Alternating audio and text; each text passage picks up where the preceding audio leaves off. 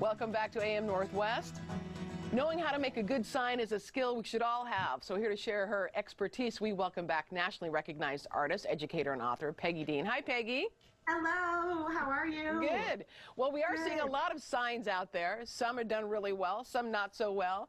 And a lot of it is, I would think, is the planning, like figuring out how much space you have for the words you want to use, right?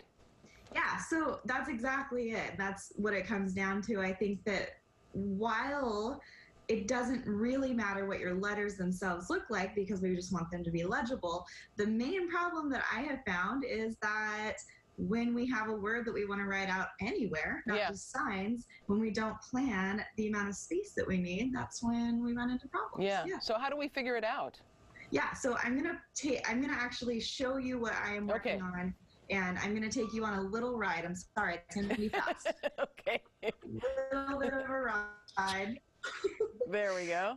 I just want to, I want you guys to see it clearly here. Yeah. Okay, so we're on our ride, we're done, and boom.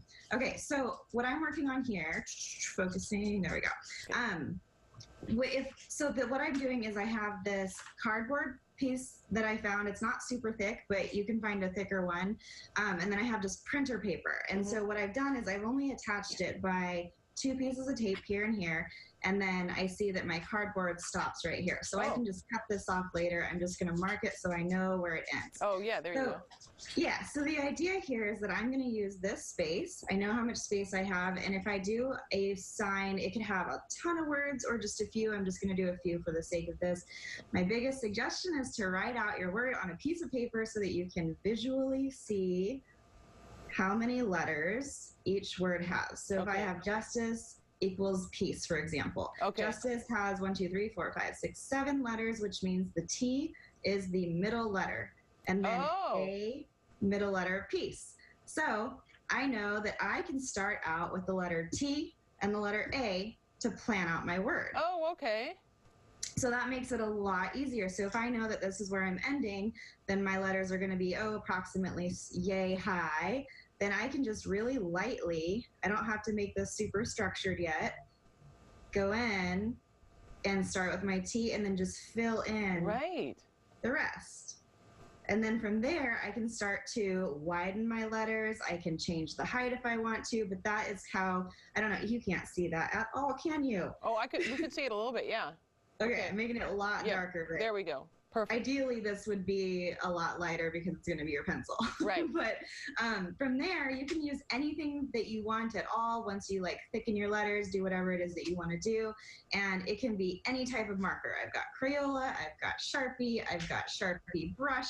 Does not matter as long as you are making it nice and bold. Okay. And don't you think keeping it simpler is better as opposed to having a lot? As opposed to having, It depends. I think if you're doing a large sign, it would be fine. I think that a maximum of 7 words would be enough. Okay. It's totally up to you, but I do have I'm going to take you on another ride. Okay. It's funny because I talk with my hands a lot, so I'm like, hey, listen, I have this thing to share, but you can't see it. So essentially, as long as it's readable and there we go. Legible, I think that it would be fine. I have, a longer one that I just want to share. Okay. Real quick, just a trick about that is when you are in the rain. Yeah. That's a big one. And that's when all those words, if you're going to do a ton of them and they start to bleed because you didn't use a permanent marker. Right. Packing tape is your best friend. Oh, yeah, sure. So if you cover your sign completely with the packing tape, then it's not going to affect any of your letters. Wow, yeah, smart idea. And then you don't have to worry about that bleed. So that's a lot of the times why all of those words can get really jumbled. The other thing that I wanted to say about it is in this instance where I have, you can't see it, where I have the word justice and I have the word peace, let's say I wanted to add, lots of little words in between. I think that if you have a quote, let's say you have a quote that you really want to share and it's 7 words, think about the main words that stand out in that quote that you want to emphasize. Oh, okay. Because you can pick 2 or 3 words. Maybe there's 2 words here and 2 words here, and then all those little words can come after, just the way that we would plan out our letters.